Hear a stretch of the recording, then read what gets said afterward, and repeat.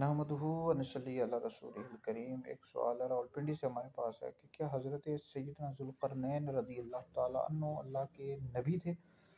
حضرت سیدنا ذوالقرنین رضی اللہ تعالیٰ عنہ، آپ کا نام اسکندر تھا اور لقب ذوالقرنین تھا۔ ذوالقرنین کی مختلف وجوہات بیان کی گئی۔ ایک وجہ یہ تھی کہ آپ نے سورج کے طلوع اور غروب ہونے کی جگہ دیکھی تھی۔ دوسرا قول یہ ہے کہ آپ کے سر پر دو چھوٹے ابھار تھے، اس وجہ سے آپ کو ذوالقرنین کہا جاتا ہے۔ چار بادشاہ ایسے گزرے ہیں جن کی پوری دنیا پر حکومت ہوئی ہے۔ دو مومن، حضرت سیدنا سلیمان علیہ السلام، حضرت سیدنا ذوالقرنین رضی اللہ تعالیٰ عنہ۔ دو کافر، ایک نمرود اور ایک بخت نصر۔ اور پانچویں جو بادشاہ ہوں گے امام مہدی رضی اللہ تعالیٰ عنہ ہوں گے، جن کی پوری دنیا پر حکومت ہوگی۔